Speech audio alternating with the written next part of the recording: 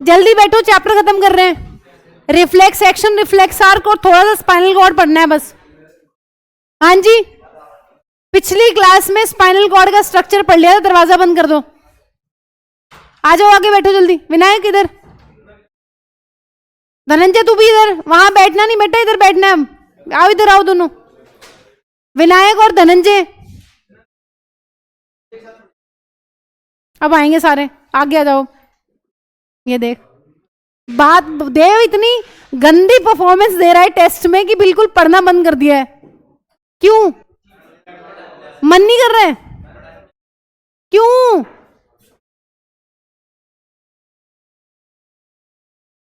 तो इधर आ जा, फिर मेरे को बार बार मैं चैप्टर खत्म करवाना है आज, इतना टाइम नहीं है। इधर हो जाओ विनायक, क्या करना है?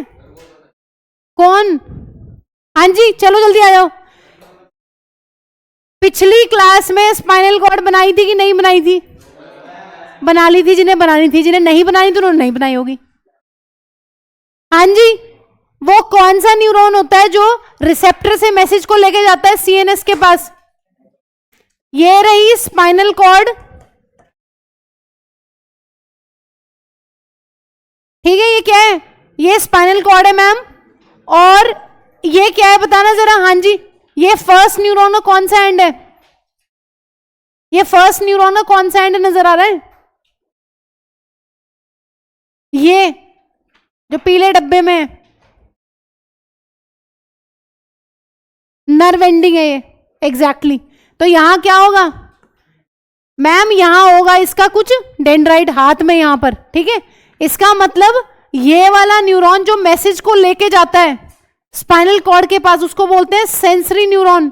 सेंसरी न्यूरॉन मैसेज लेके जा रहा है स्पाइनल कॉर्ड के पास। हाँ जी, ये न्यूरॉन कौन सा है बीच में जो सेंट्रल नर्वस सिस्टम के अंदर प्रेजेंट है? ये वाला छुटकू सा एक न्यूरॉन बना हुआ है ना स्पाइनल कॉर्ड के अंदर, इसका क्या नाम है मैम? इसको कहते हैं रिले न्यूरॉन या फिर इंटर न्यूरॉन। दो न्यूरॉन्स के बीच का न्यूरॉन है जो कनेक्शन का काम कर रहा है।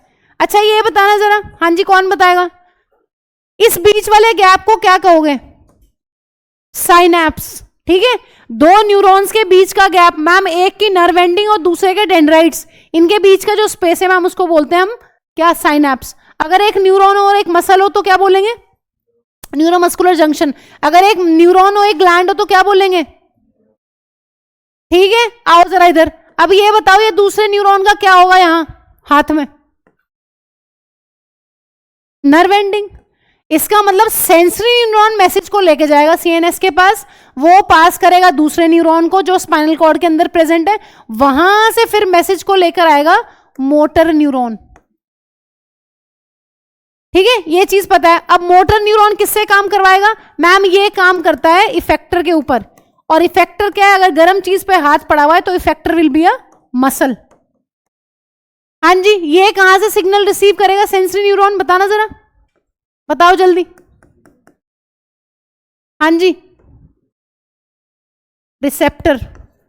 रिसेप्टर कोई भी सेल हो सकती है स्किन के अंदर, थर्मो रिसेप्टर, जैसे कि अगर हीट का यहाँ स्टिमुलस है तो यहां पर रिसेप्टर जो होंगे वो थर्मो रिसेप्टर होंगे। तो ये पूरा कॉन्सेप्ट है। तो स्पाइनल कॉर्ड होती क्या है? डायग्राम देख के बताना जरा ब्रेन का।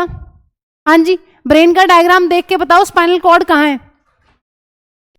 पहले एक चीज ये बताओ, हाँ जी एक चीज आप ये बताइए कि सेरिब्रम के क्या क्या फंक्शंस पढ़ के गए हो?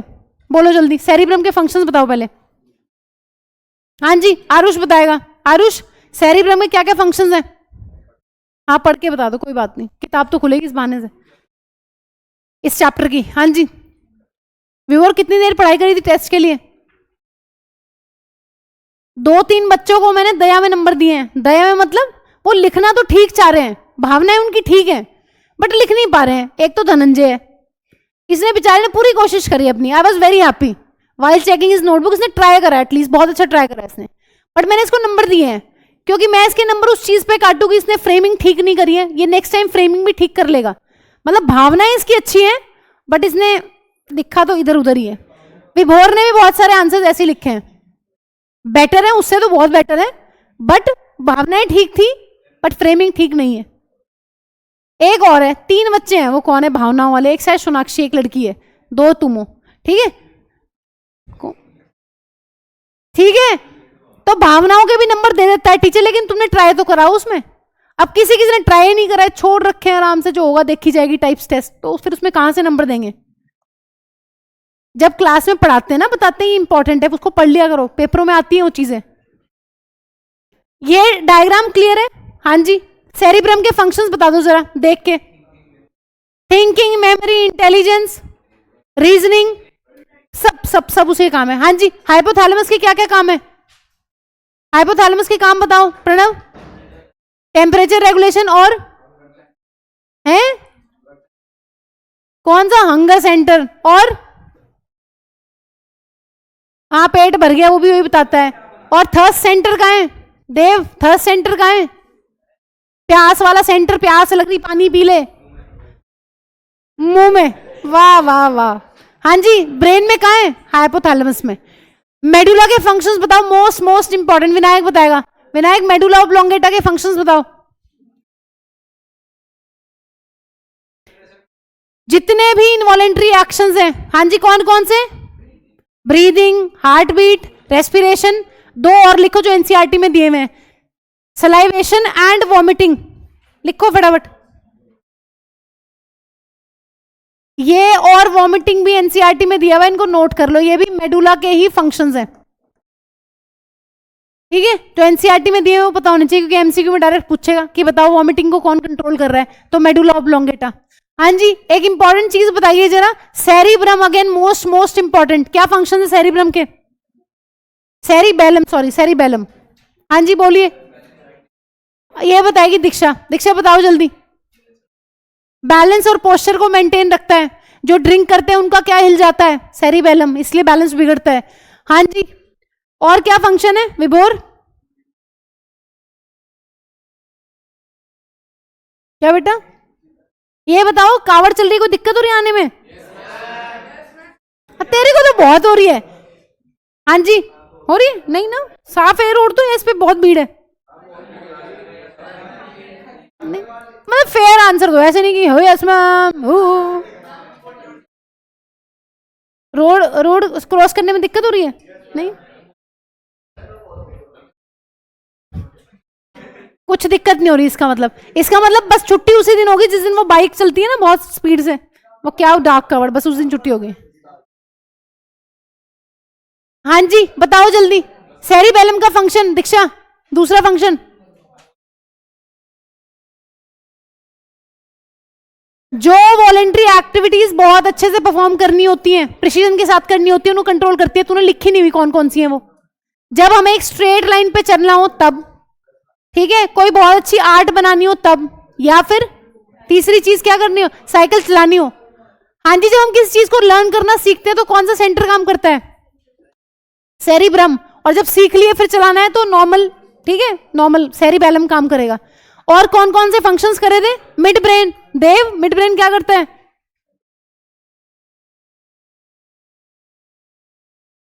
याद नहीं, बोलो मैम देखने दो। याद तो ऐसे ही बहुत याद है। हाँ जी, क्या काम है मिड ब्रेन? पार्थ, आईलिड और आई की मूवमेंट करवाता है। हाँ जी, रेगुलेट करता है। ठीक है डन, ये पूरा क्लियर है तुम्हें? और लिखो जरा, स्पाइनल कॉर्ड होती क्या है? लिखो, कहां से ओरिजिनेट होती है? मैम ये पॉन्स था, ये मेडुला ऑब्लोंगेटा थी इस तरीके से, और उसी के नीचे से स्टार्ट हो रहा था क्या? Spinal cord. स्पाइनल कॉर्ड जो है वो एक रॉड लाइक स्ट्रक्चर है मैम, मेडुला ऑब्लोंगेटा से स्टार्ट होता है। हाँ जी, क्या इसके पास भी कुछ प्रोटेक्शन है क्या? स्पाइनल कॉर्ड की प्रोटेक्शन को क्या बोलते हैं मैम? इसकी प्रोटेक्शन को बोलते हैं वर्टिब्रल कॉलम। ब्रेन को कौन प्रोटेक्ट करता है? उस बोनी बॉक्स का क्या नाम है? जल्दी बताओ, बोनी बॉक्स का नाम क्या है जो ब्रेन को प्रोटेक्ट करता है? क्रेनियम या फिर स्कल? विनायक तुम पढ़ते क्यों नहीं हो?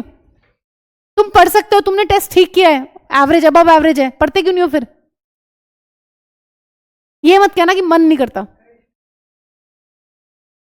हिस्ट्री क्या पढ़नी है, हिस्ट्री तो हिस्ट्री है बेटा, पढ़ो। देखो जो पढ़ सकता है टाइम से वो पढ़ना शुरू कर दो। तुम सोचोगे ना मैं दिसंबर में करूंगा, मैं कुछ नहीं करूंगा दिसंबर में, कुछ होगा ही नहीं। सुन रहे हो? पढ़ना शुरू कर लो। इसे एक सबसे ज्यादा आलस है पढ़ने में, पता नहीं क्या दिमाग खराब है। पिछले टेस्ट में भी यही बोला था, आज से ही, बस अभी से ये बोला था भाई, यहां से जाके आधा एक घंटा दो डेली, और क्या 2 घंटे थोड़े लगाने हैं। हाँ जी लिखो जरा। स्पाइनल कॉर्ड एक रॉड लाइक स्ट्रक्चर है, मेडुला से स्टार्ट होता है, और इसकी कवरिंग क्या है? वर्टिब्रल कॉलम या फिर बैकबोन, जो इसको प्रोटेक्ट करती है। लिखो।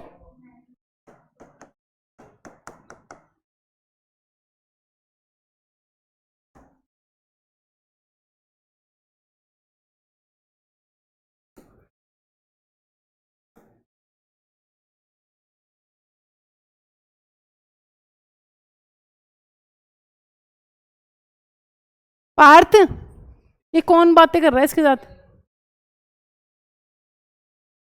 ऋषभ, अगर इसने मुंह से इसकी आवाज निकली ना, उठ जाना, तू इसको वहां फेंकना उठा के इस बार। उठ जाना नहीं, उठ जाना।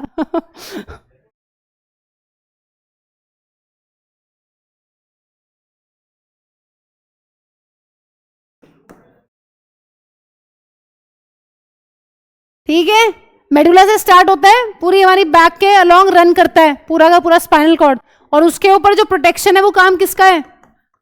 वर्टिब्रल कॉलम या फिर बैकबोन का। तो प्रोटेक्शन पे भी कई बार क्वेश्चन आता रहता है कि प्रोटेक्शन बताओ कैसे होती है सीएनएस की, तो दोनों लिखने पड़ेंगे। ब्रेन की प्रोटेक्शन बाय क्रेनियम और स्कल, और वर्टिब्रल कॉलम या backbone protects the spinal cord. सब हड्डियों का बना हुआ है, सब बोले तो प्रोटेक्शंस, जो प्रोटेक्शन है ऊपर की तरफ वो भी हड्डियां हैं। क्रेनियम भी हड्डी है, स्कल भी हड्डी है, और ये वर्टिब्रल कॉलम और बैकबोन एक ही चीज है, ये हड्डी है, सब हड्डी है, हड्डी बड़ी चड्डी। ठीक है, तो याद रखना है। इसके साथ कोई बात नहीं करना, इसकी एक ही तरीका है इसको शांत करने का, ये पड़ोसी को देखे और पड़ोसी करे नो। क्या हुआ? अच्छा चलो चैप्टर खत्म करना है, आजकल आई वाला स्टार्ट करेंगे। हाँ जी, फंक्शंस क्या है इसमें, इतना बनाने का क्या है, मेरी समझ नहीं आ रहा। हाँ जी बोलो जल्दी, क्या फंक्शन करती है स्पाइनल कॉर्ड? स्पाइनल कॉर्ड का फंक्शन बताइए मैम। जितने भी रिफ्लेक्स सेक्शंस हैं, है ना, इनवॉलेंट्री तो हमने ब्रेन में भी पढ़ ली है, तो हम स्पेसिफिकली यहां 10th क्लास के अकॉर्डिंग लिख लेंगे। इट कंट्रोल्स, हाँ जी लिखिए जरा, लिखो स्पाइनल कॉर्ड के फंक्शंस में, it controls spinal reflex actions, it controls and regulate the spinal reflex actions. दूसरी इंपॉर्टेंट चीज, अभी एक चीज पढ़ने वाले हैं रिफ्लेक्स एक्शन को डिटेल में, पहले भी थोड़ा सा ब्रीफ दिया था, बताना जरा क्या होता है रिफ्लेक्स एक्शन। हाँ जी, रिफ्लेक्स एक्शन क्या होता है मैम? बहुत ज्यादा फास्ट होता है और इनवॉलेंट्री होता है, हमारे कंट्रोल में नहीं है, हमारी इच्छा के हिसाब से नहीं होता, और स्टिमुलस हो कोई तगड़े वाला स्टिमुलस, और तगड़े वाला ही चाहिए, नॉर्मल स्टिमुलस से काम नहीं चलता। हाँ जी बोलो जल्दी, और क्या चाहिए? तुम क्या हाथ से सेक रहे हो? हाँ जी बोलो जल्दी, और क्या चाहिए? और कुछ नहीं चाहिए, बस इतना ही चाहिए। तो भैया जो रिफ्लेक्स है तुम्हारा, उसको कंट्रोल तो ये कर रहा है, लेकिन स्पाइनल कॉर्ड का एक इंपॉर्टेंट रोल भी ये भी है कि वो मैसेज भेजता है, वो सिग्नल ट्रांसफर करता है ब्रेन को फाइनली कि ये हुआ है मेरे साथ, मैंने कंट्रोल कर लिया। एक बॉडी में एक हार्मफुल स्टिमुलस आया था, मेरे हाथ पे जो है गर्म चीज टच हुई थी, और मैंने इसको कंट्रोल कर लिया। स्पाइनल कॉर्ड ये मैसेज ब्रेन के पास सेंड करता है फाइनली। ठीक है, सो लिखो, it gives information to the brain, it gives information to the brain for या ऑफ पास्ट रिफ्लेक्स एक्टिविटीज। तो ये दो काम है इसके बहन के, स्पाइनल कॉर्ड के। एक तो ये रिफ्लेक्सेस को कंट्रोल करता है, जो बहुत बहुत सडन रिफ्लेक्सेस होते हैं ना, इनवॉलेंट्री होते हैं, हमारे कंट्रोल में नहीं होते, जिनमें थिंकिंग की जरूरत नहीं होती है, उनको कंट्रोल करने का काम है इसका। और दूसरी इंपॉर्टेंट चीज है, ब्रेन को फाइनली मैसेज भी भेजता है। देखा नहीं कभी किसी गर्म चीज पे हाथ पड़ता है, तब तो पता नहीं चलता, वो तो एकदम से हो जाता है, लेकिन बाद में लगता है ओहो ये हुआ मेरे साथ, अच्छा। तो वो फाइनली उस टाइम पे क्या है, उस टाइम पे ब्रेन को ही मैसेज जा रहा है, तभी तुम्हारी मेमोरी बन रही है फिर उस चीज के लिए। ठीक है, तो ये दो बातें ध्यान रखनी है। बहुत बार फंक्शंस आते रहते हैं, ब्रेन के फंक्शंस पढ़ लिए, ब्रेन का क्या फंक्शन है, जो ब्रेन के पार्ट्स के फंक्शन है मैम वही, तो वहां पर वो पढ़ लिया, यहां पर ये दो फंक्शंस पढ़ लिए। बाजाओ जरा दोबारा से, ठीक है मैम। दोबारा से क्यों पढ़ रहे हैं, पढ़ तो लिया था, क्योंकि यहां पर इसके साथ एक चीज इंपॉर्टेंट है, काफी काफी इंपॉर्टेंट है बोर्ड्स के लिए, रिफ्लेक्स आर्क, उसको पढ़ेंगे, इसलिए एक बार दोबारा से इसको लिख लेते हैं। हाँ जी लिखो, it is a sudden rapid unconscious, unconscious का क्या मतलब होता है, हाँ जी अनकॉन्शियस क्या होता है, जिसमें मैम ब्रेन की इन्वॉल्वमेंट नहीं है, थिंकिंग इन्वॉल्व नहीं है। Unconscious involuntary activity in response to a stimulus, in response to a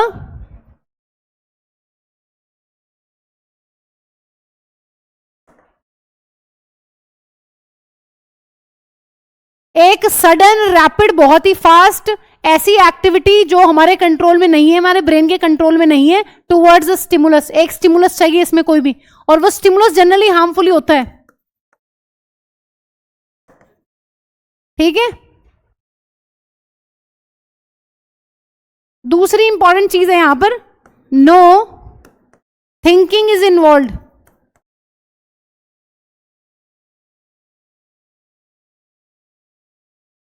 brain का डायरेक्ट इन्वॉल्वमेंट नहीं है, बस ब्रेन को फाइनली मैसेज जरूर जाता है। ये नहीं कि ब्रेन मेमोरी नहीं बनाता, ब्रेन फाइनली मेमोरी बनाता है सिर्फ रिफ्लेक्स की, कि कंट्रोल तो कौन कर रहा है, कंट्रोल तो डायरेक्टली कर ले रही स्पाइनल कॉर्ड। हाँ जी, स्पाइनल कॉर्ड को ही क्यों दे दिया यार, ब्रेन को भी ले लेते थोड़ा सा, ब्रेन तो इतना स्मार्ट है, इंटेलिजेंट है, ब्रेन को क्यों नहीं लिया मैम। एक्चुअली हमारे ब्रेन की ना एफिशिएंसी कम है, कम का मतलब क्या है, सोचने में बहुत टाइम लगाता है कि क्या करूं क्या करूं। तो जो वैसे रिफ्लेक्सेस हैं जिनमें सोच के काम चल जाएगा, वो तो ब्रेन के कंट्रोल में ही है, लेकिन जिनमें टाइम नहीं है, जिसमें कुछ भी हो सकता है बॉडी के साथ, तो ये बॉडी के लिए एक तरीके से प्रोटेक्शन मैकेनिज्म है बॉडी के अंदर, कि ऐसे काम जिसमें हमारी बॉडी को हार्म हो सकता है, वो काम ठेका किसको दे दिया है, स्पाइनल कॉर्ड को, कि बहन तू कंट्रोल कर ले। ठीक है, यहां पर एक चीज और लिख लो, it is controlled by, reflex actions are controlled by spinal cord. ठीक है, ब्रेन की कोई इन्वॉल्वमेंट नहीं है, नो थिंकिंग इज इन्वॉल्व, या ब्रेन इज नॉट इन्वॉल्व। बस ब्रेन पे मैसेज जाएगा, फाइनली स्पाइनल कॉर्ड भेज देगी मैसेज कि भाई एक कंडीशन आई थी खतरनाक वाली, मैंने हैंडल कर ली है, तो वो मेमोरी बनाएगा, और नेक्स्ट टाइम जब भी ऐसी चीज से तुम टकराओगे तो तुम पहले ही चौकन्ने हो जाओगे। एक बार गर्म पैन को हाथ लगा लिया, थोड़े दिन बाद भूल जाओगे। ठीक है, फिर नेक्स्ट टाइम जब टच करोगे तो थोड़ा सा सतर्क रहोगे। तो वो कौन दे रहा है तुम्हें इतनी गाइडेंस, तुम्हारी बॉडी में ब्रेन। ठीक है, लेकिन बचाने का काम स्पाइनल कॉर्ड का है, स्पाइनल कॉर्ड ही बचा रही है तुम्हें। हाँ जी, मोस्ट मोस्ट इंपॉर्टेंट है, 3 नंबर में इतनी बार रिपीट होता है ये क्वेश्चन, रिफ्लेक्स आर्क और रिफ्लेक्स एक्शन। कोई नहीं, मत छोड़ना, इसको कर लेना। हाँ जी, रिफ्लेक्स आर्क क्या होता है, आर्क क्या होता है, हाँ जी आर्क क्या होता है, ये भी कुछ होता है। आर्क कैसे बनाते हो, सर्कल का पार्ट है ना। यहां क्या है आर्क का मतलब, यहां आर्क का मतलब है रास्ता। ध्यान से सुनो, रिफ्लेक्स एक्शन जब हो रहा है ना, तो नर्व इंपल्स किस रास्ते को फॉलो करती है, उसी को बोलते हैं हम क्या, उसी को हम लोग बोलते हैं रिफ्लेक्स आर्क। क्या रास्ता फॉलो हो रहा है देखना जरा, यहां पे रिसेप्टर है स्क्रीन के अंदर। क्या है रिसेप्टर मैम, कुछ सेल्स होती हैं, न्यूरॉन्स भी हो सकती हैं, कोई और सेल भी हो सकती है रिसेप्टर्स, कोई दिक्कत नहीं है उसमें। रिसेप्टर ने सिग्नल रिसीव करा, किस चीज का स्टिमुलस है, हीट का स्टिमुलस है। यहां से मैसेज किस पे गया, सेंसरी न्यूरॉन पे, सेंसरी न्यूरॉन से मैसेज कहां गया, रिले न्यूरॉन पे, रिले न्यूरॉन से मैसेज गया मोटर न्यूरॉन पे, और फाइनली मैसेज किसके पास आया, इफेक्टर के पास। नहीं, बहुत कम टाइम लगेगा। हाँ जी, ये रास्ता, इसी रास्ते का नाम है रिफ्लेक्स आर्क। लिखो, the path the path followed by a reflex action, रुक जाओ एक सेकेंड, नर्व इंपल्स लिख लो।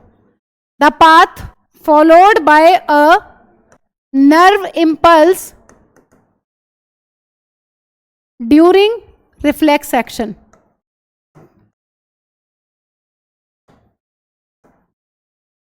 इज कॉल्ड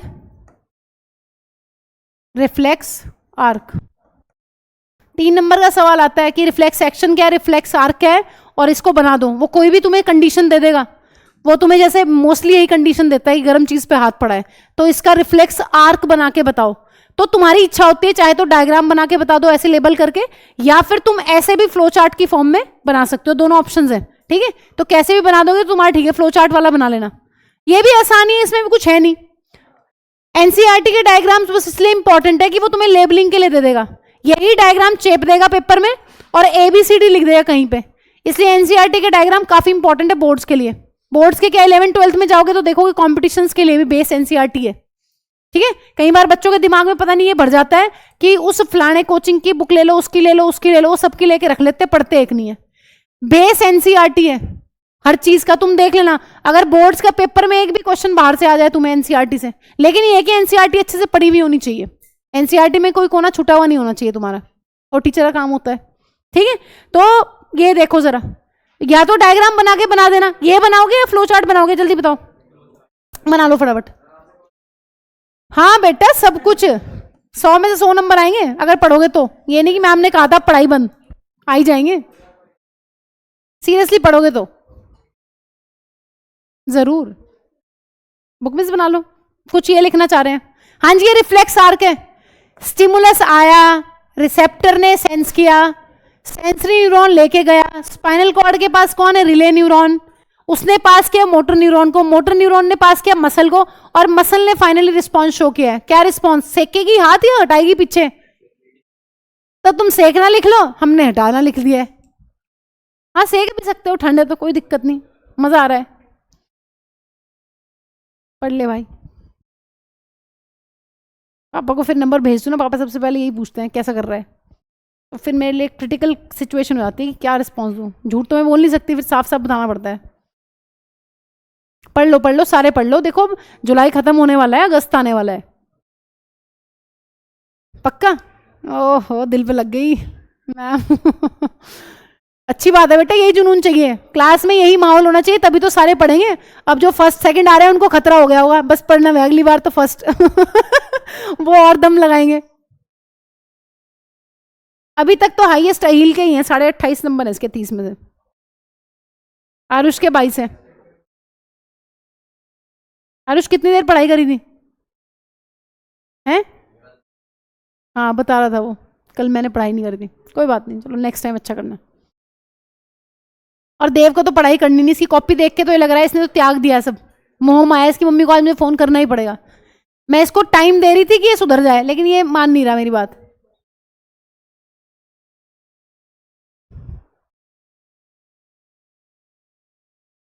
सारे अगले का ही प्रॉमिस कर रहे हो, अगला जल्दी रखना पड़ेगा इसका मतलब, ताकि तुम्हारी पोल तो खुले। तैयारी कर लो फिर, एनिमल इसका टेस्ट है कोऑर्डिनेशन का, एनिमल विद प्लांट पूरे चैप्टर का टेस्ट होगा इसका, बस लो बता दिया, कोर्स अगले हफ्ते हो जाएगा। अभी मैथ्स का है ना सैटरडे को, बस इस संडे सांस ले लेना। तेरे 17.5 है शायद, इनको ज्यादा सुन रहा है आज, जल्दी करो बहुत सारे क्वेश्चंस करने और। हाँ जी done. By nerve impulse reflex action के टाइम पे क्या रास्ता फॉलो करती है, उस रास्ते का ही नाम है रिफ्लेक्स आर्क, बस और कुछ भी नहीं है। तेरे 19.5 26.5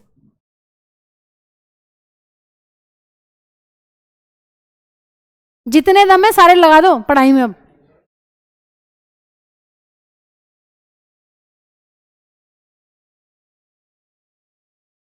और तेरे कितने बता ही दिए मैंने। अरफात तुम भी कम पढ़ रहे हो बेटा, ज्यादा पढ़ सकते हो। अरे भाई रोज पढ़ो ना, थोड़ा थोड़ा, तुम्हें बर्डन नहीं होगा इतना। अब एक दिन बैठोगे, एक दिन में कितना रट लोगे, कितना मगअप करोगे, कितना खा पाओगे? एक हफ्ते का खाना एक दिन में खा लोगे? नहीं, तुम्हारा कोई भरोसा नहीं। कह भी सकते हो हाँ जी हम तो कर लेंगे। तो बेटा ऐसी पढ़ाई है, पढ़ाई खाने की तरह ही है, डेली थोड़ा थोड़ा खाओ, थोड़ा थोड़ा डाइजेस्ट करो। तो पढ़ाई का भी सीन वही है। ये थोड़ी ना एक साल का एक दिन में खा लोगे। ऐसे आते हैं बहुत सारे पेरेंट्स, दिसंबर में आएंगे, मैडम देख लो कुछ हो सकता है। तो मैंने कहा सर फिर मैं यही बोलती हूँ उनको, मेरे पास एक ही वो होता है एग्जाम्पल कि पूरे साल का एक दिन में नहीं खाया जाएगा। इसी तरीके से पढ़ाई भी है भाई। नोट्स बनाएगा बच्चा, खुद लिखेगा, पढ़ेगा उनको साल में कई बार, तब जाके होगा कुछ सेटिंग दिमाग में। अब आप दिसंबर में सोच रहे हो सब सेट हो जाए, वो क्या बावले हैं जो शुरू से पढ़ रहे थे? नहीं होता ना। रिफ्लेक्स एक्शन और रिफ्लेक्स आर्क में क्या डिफरेंस है ये बताना जरा कोई। हाँ जी, एक्शन तो रिस्पॉन्स है हार्मफुल स्टिमुलस के टुवर्ड्स, और आर्क क्या है? आर्क तो मैम वो पाथ है जो फॉलो कर रही है इंपल्स। ठीक है, हो गया। चलो, तो ब्रेन क्या करता है? ब्रेन मेमोरी स्टोर कर रहा है। इसको एक लगाओ आज। नो मैम, नो मैम, आओ जरा ध्यान से सुनो। इस चैप्टर के कोने कोने में 4 क्वेश्चंस दिए हुए हैं, बहुत बहुत इंपॉर्टेंट है बोर्ड्स के लिए। अब 4-5 चीजें बची हैं। कितनी स्लाइड्स बच रही हैं? 3 स्लाइड्स पे 3 इंपॉर्टेंट क्वेश्चंस है, सारे इंपॉर्टेंट है।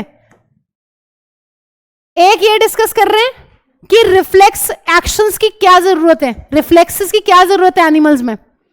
दूसरा क्वेश्चन तुम्हारा रहेगा कि जो नर्वस टिश्यू है वो अपना एक्शन करती कैसे है फाइनली। एक क्वेश्चन ये रहेगा कि इलेक्ट्रिकल इंपल्स और केमिकल इंपल्स में क्या लिमिटेशन है, क्या एडवांटेजेस है।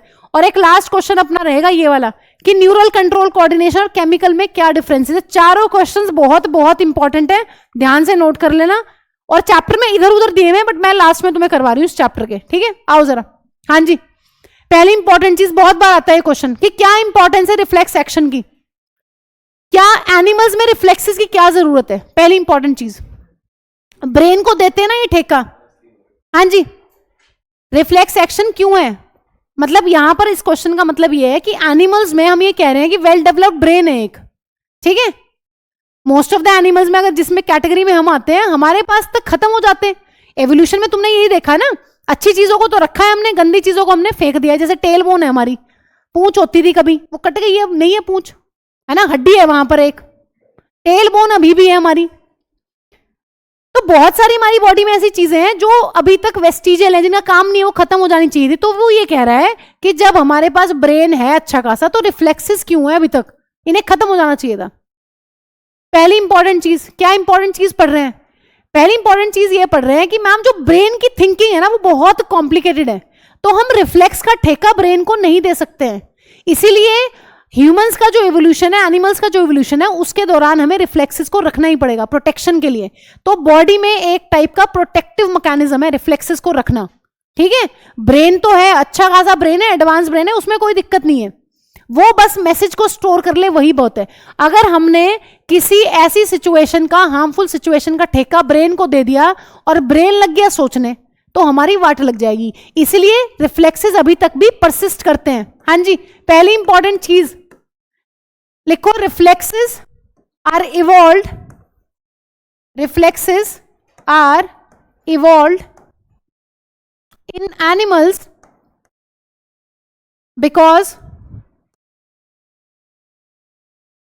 because thinking of या thinking by brain is not fast enough। भाई टाइम लगता है ब्रेन को काम करने में। ब्रेन को ठेका देके मरोगे क्या? हाथ जल जुला जाएगा तुम्हारा। वो सोचेगा बैठ के कितनी दूरी पे करूं, कैसे करूं, करूं कि ना करूं, सेक लूं कि ना सेक लूं, वो यही करता रह जाएगा। क्योंकि ब्रेन में न्यूरॉन्स का जो कॉम्प्लेक्स है वो काफी डिफिकल्ट है, काफी टीडियस अरेंजमेंट है। अभी तक भी ब्रेन पे तो खैर काम ही चल रहा है, लेकिन वो सोचता बहुत आसानी से नहीं है, टाइम लेता है। ये रीजन है फर्स्ट। दूसरा रीजन क्या है? हाँ जी, सोचना जरा, दूसरा क्या रीजन होगा?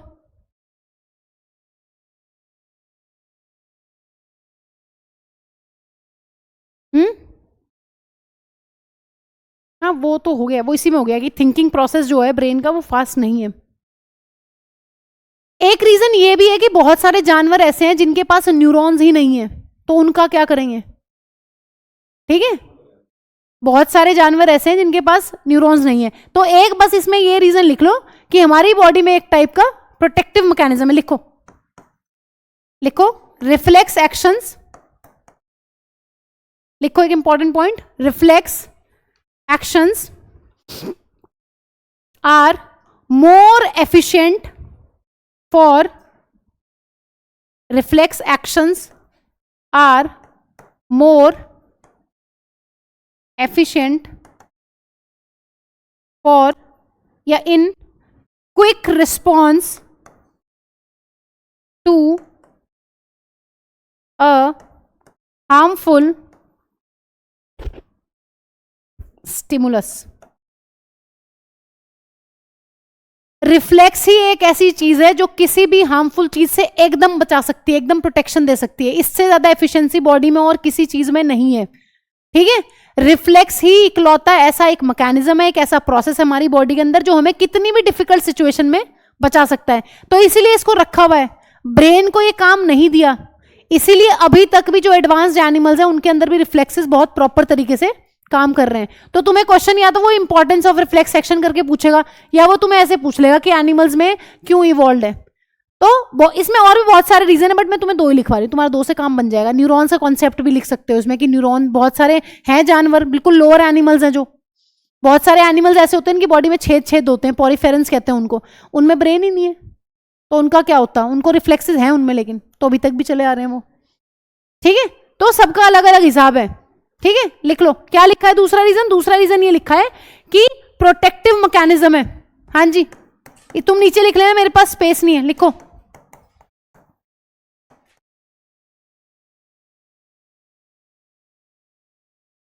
किसी भी इंजरी से बचने के लिए सबसे अच्छी चीज है ये हमारी बॉडी में, तो भाई इसको बचा के रखो ना। इसलिए अभी तक भी इवॉल्व है प्रॉपर तरीके से, सारे के सारे एनिमल्स के अंदर है।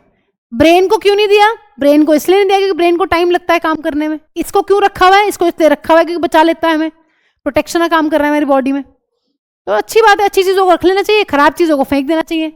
तो जिन्होंने पढ़ना शुरू नहीं किया उनको पढ़ना शुरू कर देना चाहिए,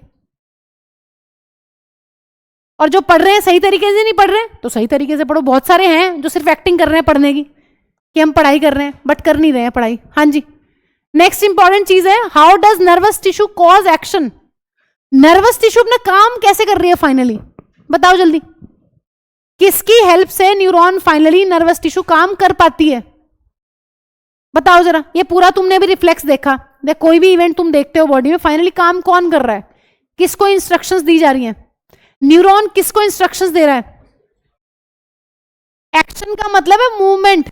फाइनली नर्वस टिश्यू अपना एक्शन कैसे करती है, मूवमेंट करवा के, या फिर किसी चीज को सिक्रीट करवा के। वो कौन कर रहा है मैम? वो तो कर रहा है मसल या फिर कोई ग्लैंड।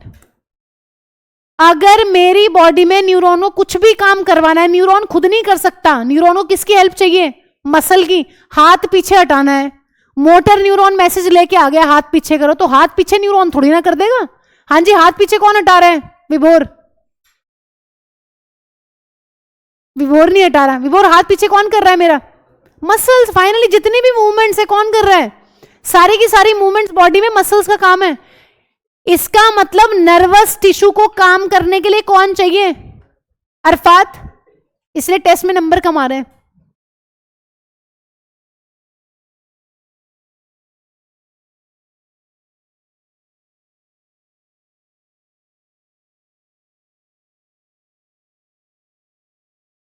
यही तो नहीं होता, यही नहीं होता, ये बस एक्टिंग होती है।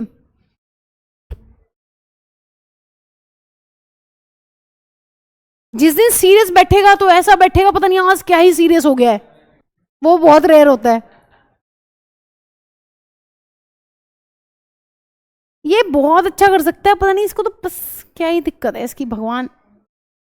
यस मैम है। हाँ, वो मैंने देखा है तुझे।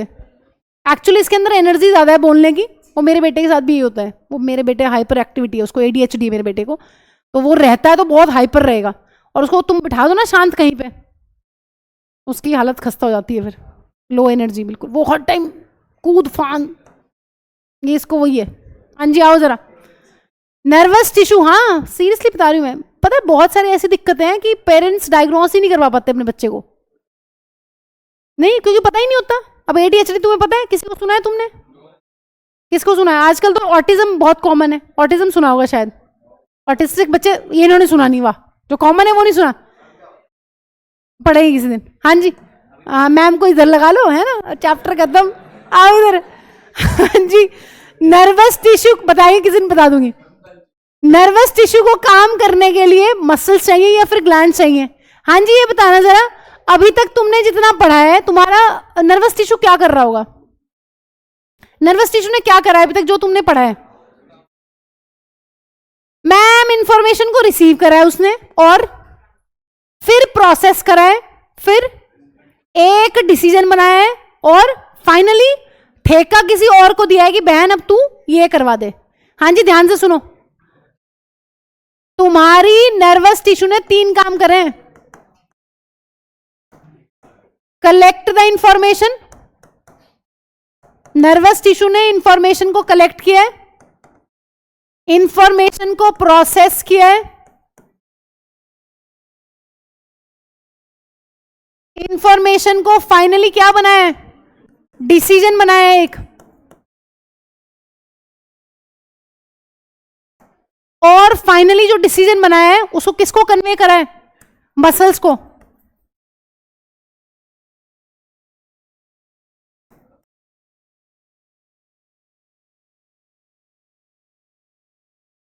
हाँ जी, ये तुम्हारे नर्वस टिश्यू का काम है, तुम्हारे नर्वस सिस्टम का काम है। भैया इंफॉर्मेशन को कलेक्ट करो, बाहर जितने भी स्टिमुलस है उनको देखो वो क्या कर रहे हैं, बॉडी में ले लो, अंदर ब्रेन में, सेंट्रल नर्वस सिस्टम में, फिर प्रोसेस कर दो इंफॉर्मेशन। प्रोसेस का क्या मतलब है? कल पढ़ के गए थे, एसोसिएशन सेंटर क्या करता है? मैम सारे रिसेप्टर से इंफॉर्मेशन ले लेता है और फाइनली मैम फिर एक डिसीजन बनाता है, तो उसी की बात कर रहा है ये।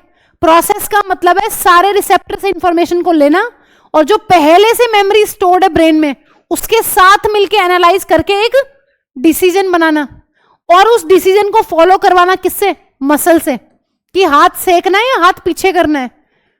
फाइनली अब मसल्स का रोल आया है। हाँ जी, मसल्स क्या कर रही हैं? लिखो, मसल्स कॉज मूवमेंट्स और action in the body.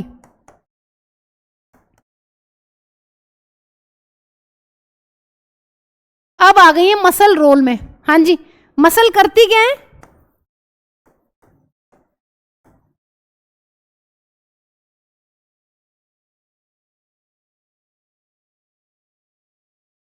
Shape को चेंज करके काम करती हैं। अभी पढ़ रहे हैं कैसे मसल जो है वो अपनी शेप को चेंज कर, जिनके पास मसल नहीं है प्लीज दुखी मत होना, बन जाएंगी। हाँ जी, मसल जो है वो शेप चेंज करती है। अब ये पढ़ेंगे कैसे चेंज करती है शेप, ठीक है। इनके अंदर स्पेशल प्रोटीन्स होते हैं, 9th क्लास में पढ़ के आए हो।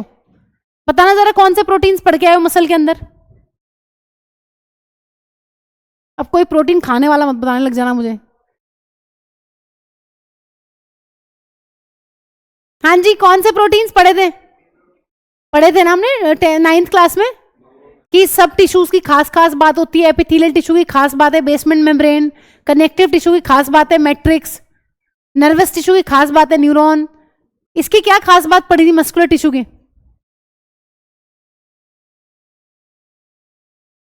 मस्कुलर टिश्यू की खास बात होती है उसके अंदर कुछ प्रोटीन्स होते हैं जिनको कहते हैं कॉन्ट्रेक्टाइल प्रोटीन्स। लिखो लिखो, मसल्स हैव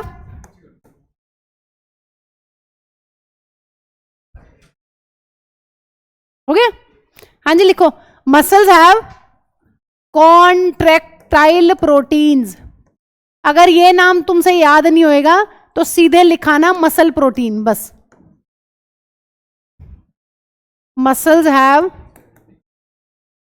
कॉन्ट्रेक्टाइल प्रोटीन्स और muscle proteins which by changing their shape and arrangement, ये तो मुझे लग रहा है हमारा घर ही तोड़ेंगे। नहीं इतना अदरक थोड़ी ना कूटेंगे, धम धम धम। रेनोवेशन चल रही है कुछ, ये मकान बिकता नहीं है तो ये इसे हर बार सजाते रहते हैं, फिर कोई लेता है फिर बेच देता है, फिर नेक्स्ट टाइम कोई और सजाता है, खराब बना हुआ है ऐसे ही, भूत बंगला टाइप का लगता है अंदर से। भाई अपना ही ना साफ होता। हाँ जी, मसल्स हैव कॉन्ट्रेक्टाइल प्रोटीन्स या फिर muscle proteins which by changing shape and arrangement, which by changing shape and arrangement cause the movement. देखो बनाने को हम इसकी बहुत सारी राम कहानी लिख सकते हैं, बट तुम्हें दो ही बातें याद रखनी है। मूवमेंट कौन कर रहा है? मसल्स। कैसे कर रहा है? कुछ प्रोटीन्स हैं जिनको मसल प्रोटीन बोलते हैं, या इनके नाम भी होते हैं बट नाम हम नहीं डिस्कस कर रहे क्लास में, एक्टिन मायोसिन, लेकिन छोड़ दो उनको। मसल प्रोटीन फाइनली ये सबसे इंपॉर्टेंट चीज है, हाँ जी, कि भैया ये अपनी शेप को और अपनी अरेंजमेंट को चेंज करवा के मूवमेंट करवाते हैं। सबसे इंपॉर्टेंट वर्ड्स हैं। बनाने को डायग्राम बन सकता है बट जरूरत नहीं है, क्योंकि डायग्राम बनाएंगे फिर तुम कंफ्यूज हो जाओगे, क्योंकि एक्टिन और मायोसिन तुम्हें पता होते क्या है। बस यही याद कर लो कि अगर किसी मसल को मूव करना है ना, तो उसके अंदर जो प्रोटीन्स पड़े हुए हैं वो अपनी शेप और अरेंजमेंट को चेंज करते हैं। दैट्स इट, बात खत्म। ऐसे होते हैं वैसे प्रोटीन्स ना, इस तरीके से पड़े होते हैं और इस तरीके से दूर और पास जाते हैं वो एक दूसरे से, ठीक है। और शेप का भी चक्कर होता है। इनमें जो प्रोटीन्स होते हैं कुछ ऐसे होते हैं, वो ब्रश जैसे। ये क्या होते हैं? ये अपनी शेप को ऐसे चेंज कर लेते हैं, छोटे हो जाते हैं तो कॉन्ट्रैक्ट, बड़े हो जाएंगे तो रिलैक्स। तो ऐसा कॉन्सेप्ट है, लेकिन उसमें नहीं जाएंगे। हाँ जी, क्या बात ध्यान रखनी है? मसल्स कैसे मूव करती हैं मैम? मसल्स के जो प्रोटीन्स हैं वो अपनी शेप और अरेंजमेंट को चेंज करके एक्शन या मूवमेंट कॉज करवाते हैं। बस ये बात ध्यान रखनी है, सबसे इंपॉर्टेंट चीज है। हाँ जी, नेक्स्ट चीज पे आओ जरा। सारे क्वेश्चंस हैं बोर्ड्स के सारे, लेकिन लास्ट में क्यों लिखे हैं? क्योंकि स्कैटर फॉर्म में दिए हुए एनसीईआरटी में। एक पॉइंट यहां दे दिया, वहां दे दिया, वहां लिख दिया, हमने एक साथ लिख लिए। सारे इंपॉर्टेंट है, कुछ भी ऐसा नहीं है कि बकवास हो। तुम्हें यह बताना है इलेक्ट्रिकल इंपल्स की क्या लिमिटेशन है ओवर केमिकल। अगर मैं तुमसे इसकी बजाय एक सवाल पूछ लूं कि बच्चों पहले एडवांटेज बता दो जरा, लिमिटेशन पे बाद में आते हैं। लिमिटेशन का क्या मतलब होता है? खामी, कमियां, है ना। किसी की कमी को बोलते हैं लिमिटेशन, डिसएडवांटेज को। तुम्हें मैं अगर एडवांटेज पूछ लूं पहले, हाँ जी, इलेक्ट्रिकल इंपल्सेस का, इलेक्ट्रिकल कंडक्शन का, मुझे कोई एडवांटेज बता दो, कोई बेहतरीन बात जो तुम्हें सबसे पसंद आई हो। ये कह रहा है बढ़िया हूं मैम, और बढ़िया तो बेटा सभी हैं। हाँ जी,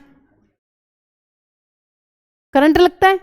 आरुष मैम बहुत फास्ट है, सबसे प्यारी बात यही है कि they are fast. Speedy Singh है, स्पीडी सिंह बहुत फास्ट है, बहुत फास्ट है।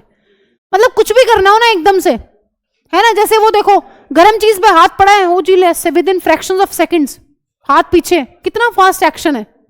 केमिकल कहाँ रो रो के काम करते हैं, होगा फिर ब्लड में जाएंगे, ब्लड के बाद तैर तैर के बेचारे उस ऑर्गन तक पहुंचेंगे, तो इनका एक्शन रिलेटिवली स्लो है। देखो एडवांटेज तो यही है, एक सबसे बड़ी एडवांटेज यही है कि इनका काम जो है, इनका एक्शन जो है बहुत ही फास्ट है। लेकिन तुमसे वो पेपर में पूछेगा ही नहीं है। वो तुमसे पेपर में पूछेगा कि बताओ लिमिटेशंस क्या है, दिक्कत क्या है इसके साथ, इलेक्ट्रिकल इंपल्स के साथ क्या दिक्कत है बॉडी में। मतलब तुम इतने एडवांस हो यार, तुम्हारी बॉडी में दो दो कोऑर्डिनेशन की क्या जरूरत है? एक ही रख लेते जब इतना फास्ट है, तो दो की क्या जरूरत है? हमें तो जरूरत नहीं है मैम। बताओ जल्दी, है तुम्हारी बॉडी में दोनों है। अब ये मत कहना मैम हमारी तो बॉडी ही नहीं है। बताओ जल्दी, हाँ जी बोलिए जल्दी, क्या लिमिटेशन है?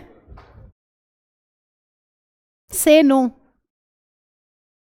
तुम ना अपने कान में रुई डाल के आया करो, बेस्ट तुम दोनों के लिए, जो भी इसके बाद बैठे एकदम रुई ऐसे डाल दी। अच्छा हाँ, मेरी तो सुननी है, सही बात है। कहोगे आप हमारा कबाड़ा करवाओगे।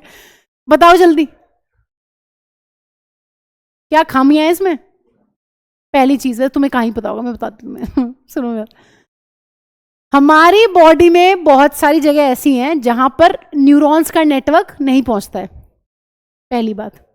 तो भैया जब किसी किसी पार्ट में न्यूरॉन के ना तो डेंड्राइट्स पहुंच रहे हैं, ना नर्व एंडिंग्स पहुंच रही हैं, तो मैम फिर उसमें तो क्या चाहिए? उसका काम कैसे चलेगा बॉडी पार्ट का?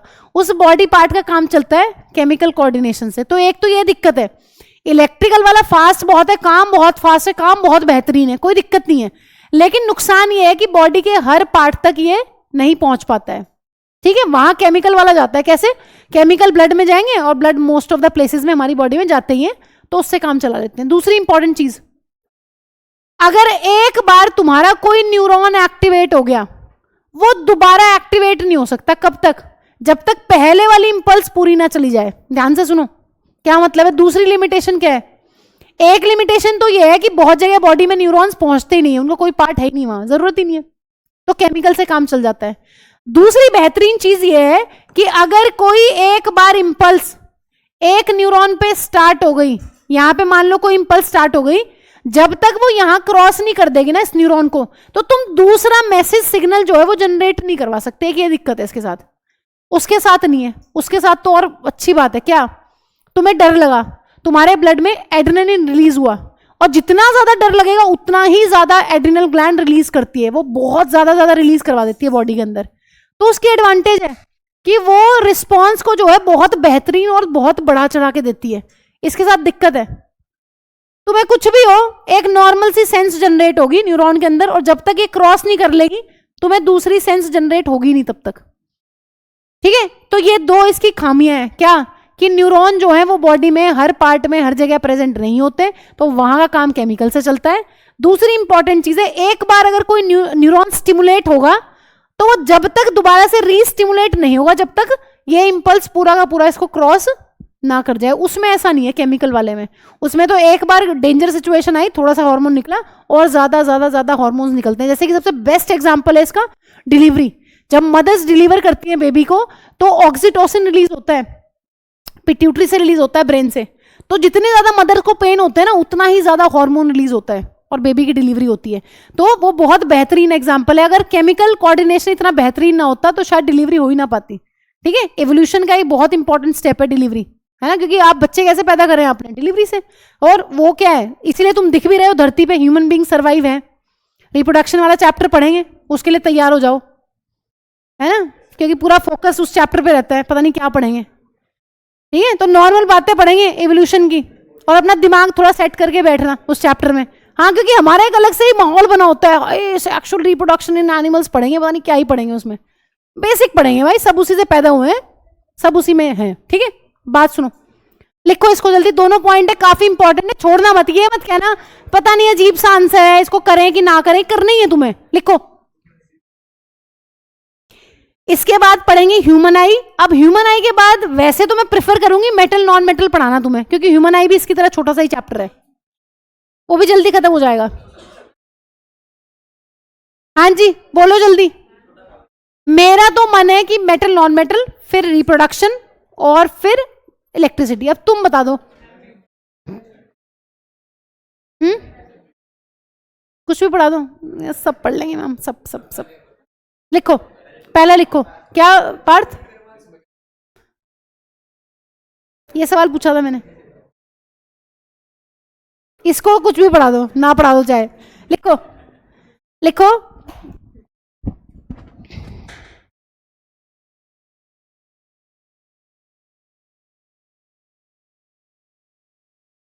नहीं, मैं सोच रही लिखवाना क्या था। हाँ लिखो, इलेक्ट्रिकल इंपल्सेस। मैं ये सोच रही थी पहले इलेक्ट्रिकल लिखवाऊं, वो लिखवाऊं केमिकल वाला। Electrical impulses. विनायक लिख क्यों नहीं रहे बेटा? और ये बता, अभी तक टेस्ट नोटबुक नहीं बनी?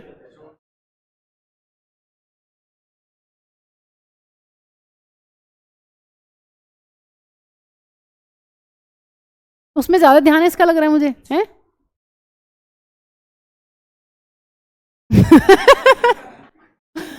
हमारे पड़ोस में एक आंटी हैं, उनको भोपाल भी फौरन लगता था।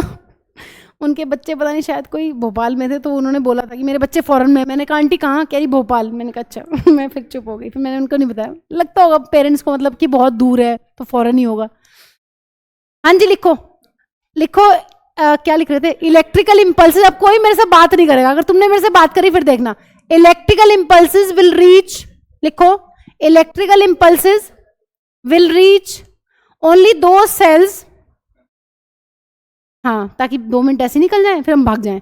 देखो, electrical impulses will reach only those cells that are connected by nervous tissue.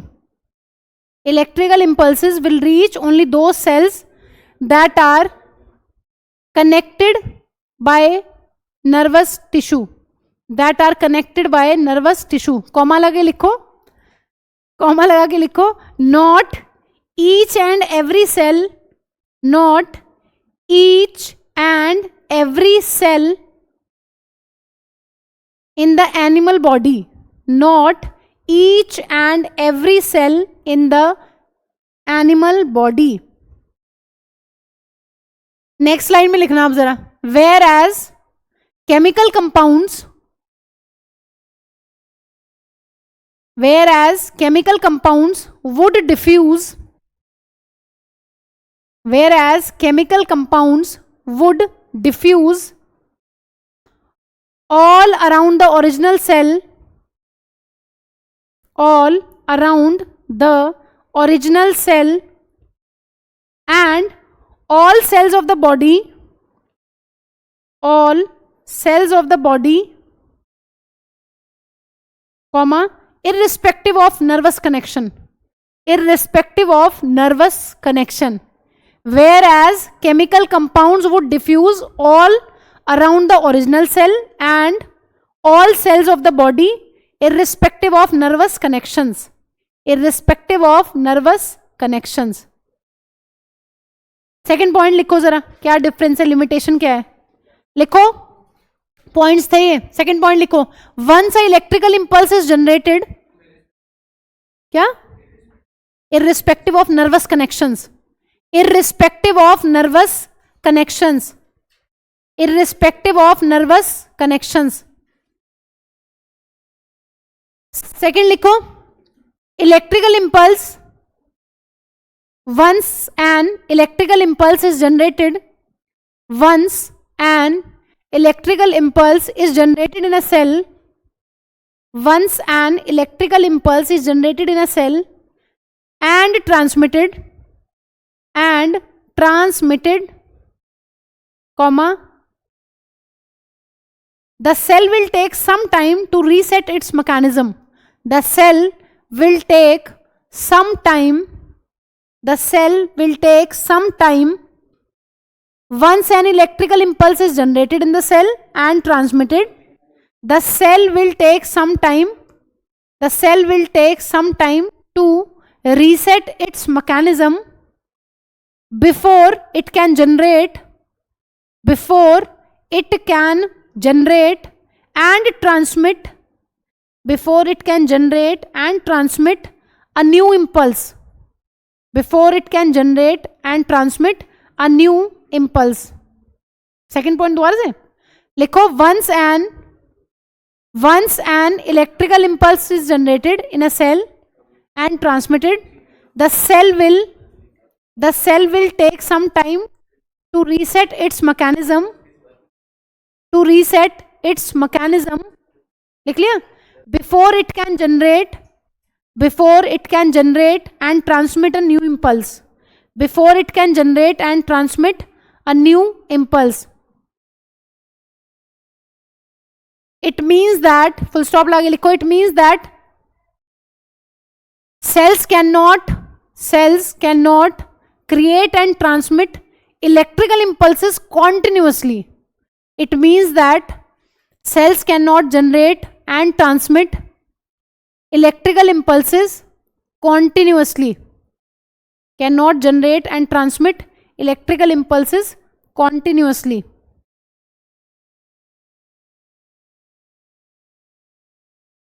Advantage लिख लेना ये, हाँ जी, एडवांटेज लिख लो. एडवांटेज ऑफ इलेक्ट्रिकल इम्पल्सेस कि they are comparatively faster than chemical ones, chemical coordination.